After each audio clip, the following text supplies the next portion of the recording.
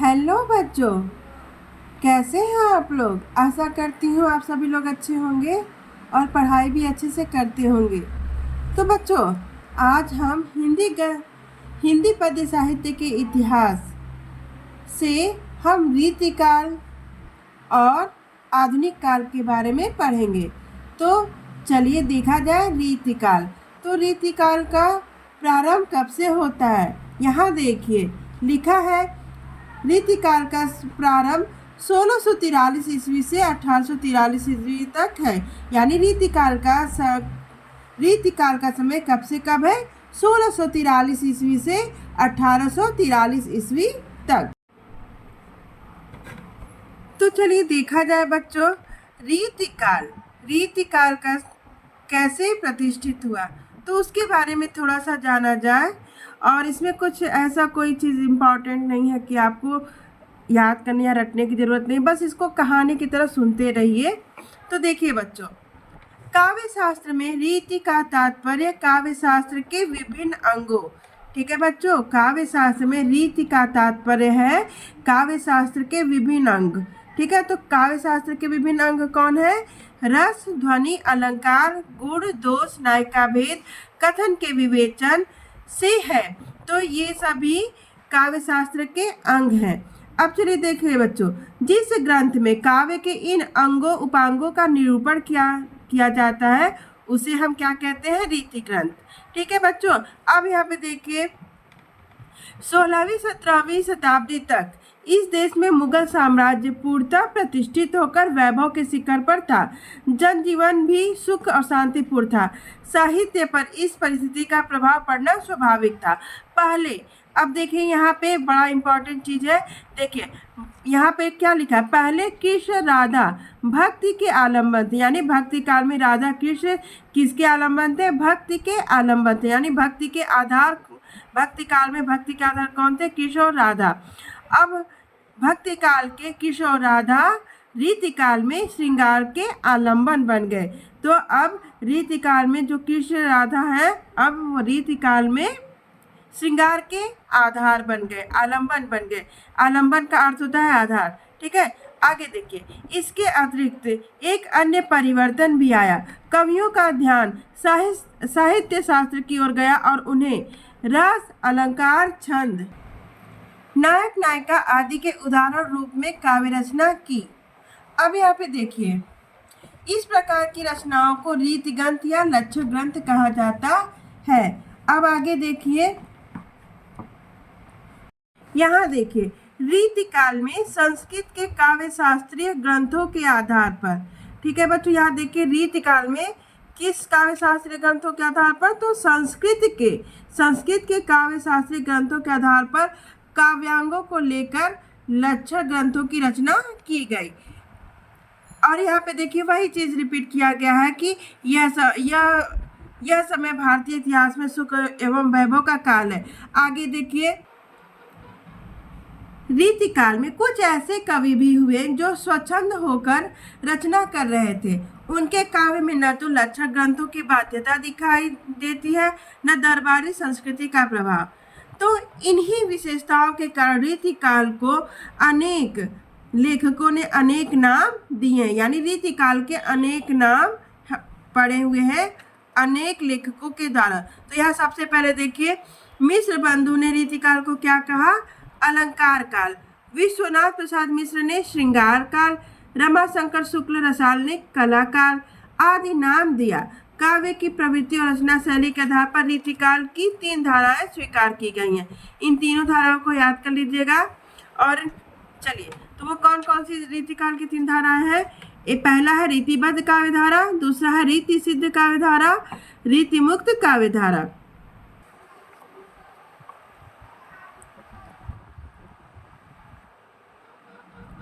तो चलिए बच्चों, यहाँ पे इन तीनों धाराओं के विशेषताओं के बारे में जान लिया जाए। और रीतिबद्ध में किस कवि ने लिखा है, रीति सिद्ध काव्य धारा में किस कवि ने लिखा है, और रीतिमुक्त काव्य धारा में किस किस कवि ने अपनी रचनाएं लिखी हैं, तो इसके बारे में भी जानते हैं। तो यहाँ पे क्रम से दिया है। पहला है रीतिबद्ध काव्य धारा। इस धारा के कवियों ने काव्य शास्त्र की शिक्षा देने के लिए इस धारा के कवियों ने किसकी शिक्षा देने के लिए? काव्य शास्त्र की शिक्षा देने के लिए रीति ग्रंथों एवं काव्य शास्त्रीय अथवा काव्य शास्त्रीय ग्रंथों की रचना की। इन कवियों का मुख्य उद्देश्य काव्य शास्त्र के नियमों के लक्षण और उदाहरण प्रस्तुत करना था। इनमें रस, अलंकार, छंद आदि के विवेचन से जुड़े ग्रंथों की रचना हुई। रीतिबद्ध काव्यधारा के प्रमुख कवियों में केशवदास, चिंतामणि, मतीराम, देव, भिखारीदास, ग्वाल आदि हैं। इसमें केशवदास की निम्नलिखित रचनाएं हैं, जैसे केशवदास द्वारा लिखित रचना कवि प्रिया, रामचंद्रिका, विज्ञान गीता, और मतीराम जी की रचना है रसराज, ललित ललाम। बहुत ही इम्पोर्टेंट है मतीराम सतसई। तो बच्चों केशवदास की ये तीनों रचनाएं बहुत ही केशवदास की ये तीनों रचना एग्जाम की दृष्टि से बहुत ही महत्वपूर्ण है। कवि प्रिया, रामचंद्रिका, विज्ञान गीता, और मतीराम जी का है रसराम, ललित ललाम, मतीराम सतसई। आगे देखिए देव, ये तो अभी हाल ही में 2023-24 में जो एग्जाम हुआ था, ये पूछा गया था कि भाव विलास किसकी रचना है। तो यहाँ पे देखिए देव का है, देव द्वारा लिखित भाव विलास, भवानी विलास, अष्टयाम। तो देव द्वारा लिखित 3 रचनाएं यहाँ पे है, तीनों इंपॉर्टेंट है, भाव विलास, भवानी विलास, अष्टयाम। और भिखारीदास जी का है काव्य निर्णय, रस, सारांश आदि प्रमुख है। अब चलिए देखिए रीति सिद्ध काव्यधारा की विशेषताएं और उनके कवि। इस काव्यधारा के कवियों ने काव्य शास्त्र के नियमों के आधार पर काव्य का सृजन किया, किंतु रीति ग्रंथों की रचना नहीं की। उनके ग्रंथों में अलंकार, रस आदि प्रत्यक्षता निरूपित नहीं हुए, किंतु इनके काव्य में सभी काव्य लक्षणों के सटीक उदाहरण मिलते हैं। इस काव्यधारा के सर्वाधिक प्रसिद्ध कवि बिहारी लाल है। यदि पूछा जाए कि रीति सिद्ध कवि कौन है, तो बिहारी लाल जी हैं। इनकी लोकप्रिय रचना है बिहारी सतसई। आगे देखिए रीति मुक्त काव्यधारा, तो इसकी विशेषताएं क्या है? इस धारा के कवियों ने काव्य शास्त्रीय परंपरा में बंधकर रचना न करके स्वच्छंद होकर काव्य सृजन किया। इनकी रचनाओं में प्रेम का विषय, सांसारिक जीव और ईश्वर दोनों ही रहे हैं। इस धारा के प्रमुख कवियों में घनानंद, आलम, बोधा, ठाकुर का नाम उल्लेखनीय है। घनानंद की रचनाओं में मार्मिकता, भावात्मकता एवं स्वच्छंदता आदि के गुण विद्यमान है।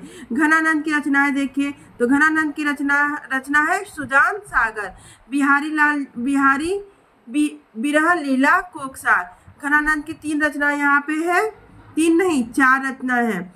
तो घनानंद की ये चारों रचनाएं ही बड़ी इंपॉर्टेंट है। सुजान सागर, बिरह लीला कोकसार, रसकेली वल्ली आदि। बोधा की है विरह वारिस, इश्कनामा। तो ये दोनों रचना किसकी है? विरह वारिस, इश्कनामा बोधा जी की है। अब देखिए ठाकुर जी की है ठाकुर ठसक, इस धारा की प्रमुख रचनाएं हैं। तो रीति मुक्त काव्यधारा की 3 प्रमुख कवि हैं, याद रखिएगा, घनानंद, बोधा और ठाकुर, और तीनों की रचनाएं आप लोग याद रखिएगा।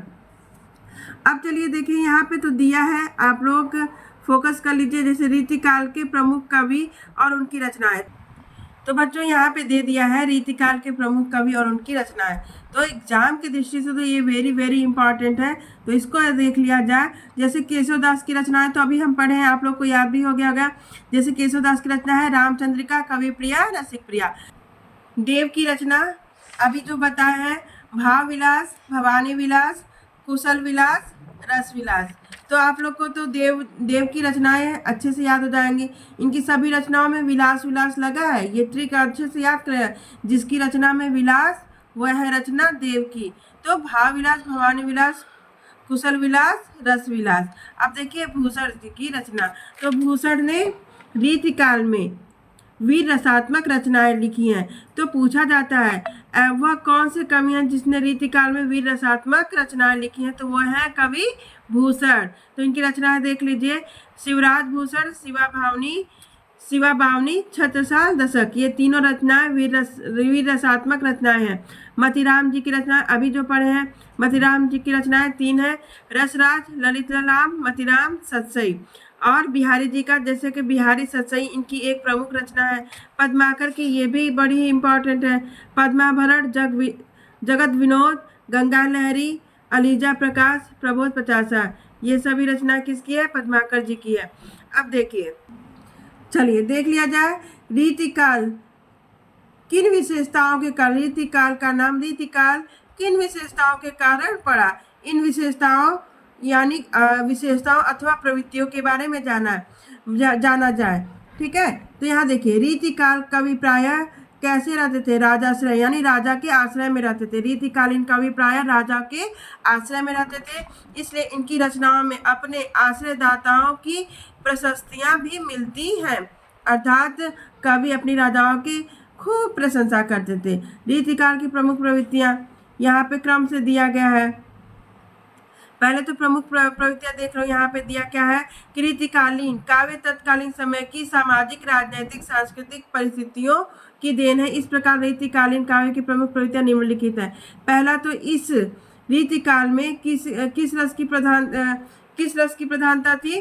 तो रीतिकाल में श्रृंगार रस की प्रधानता थी और ज्यादातर रचना किस भाषा में लिखी जाती थी? ब्रज भाषा में लिखी जाती थी, इसलिए इस रीतिकाल की प्रधानता रही है ब्रज भाषा की प्रधानता। और तीसरा है रीतिकालीन काव्य में प्रकृति चित्रण का अभाव था। रीतिकालीन काव्य में प्रकृति चित्रण का अभाव था। यहाँ पर देखिए लिखा भी है, रीतिकाल में प्राय प्रकृति का स्वतंत्र रूप से चित्रण नहीं मिलता है, अधिकांशतः किस रूप में मिलता है? तो प्रकृति चित्रण उद्दीपक के रूप में हुआ है। और यहाँ पे देखिए ये वेरी इंपॉर्टेंट है, ये पूछा जा सकता है।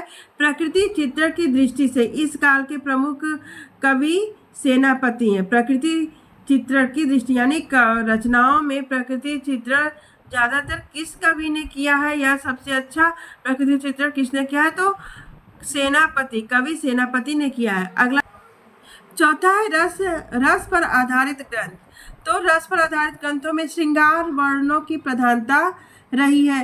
रसवादी कवियों ने नायक नायिकाओं की विभिन्न मनोदशाओं पर आधारित रचनाओं के द्वारा श्रृंगार का विशद वर्णन किया है। इनमें से श्रृंगार रस का वर्णन करने में प्रमुख कवि कौन है? मतिराम देव और पद्माकर प्रमुख रसवादी कवि हैं। अब देखिए अलंकार पर आधारित ग्रंथ। तो इस प्रकार के ग्रंथों में अलंकारिकता की प्रमुखता रही है। तो अलंकारिक ग्रंथों की रचना करने वाले कवियों में कौन से कवि आते हैं? तो आचार्य केशवदास, भूषण तथा राजा जसवंत सिंह प्रमुख हैं। तो यहाँ पे देखिए केशवदास द्वारा लिखित एक उदाहरण है यहाँ पे, यद्यपि सुजात सुलक्षणी सुबरन सरस सुवृत्त भूषण बिनु न विराजई कविता बनिता मित।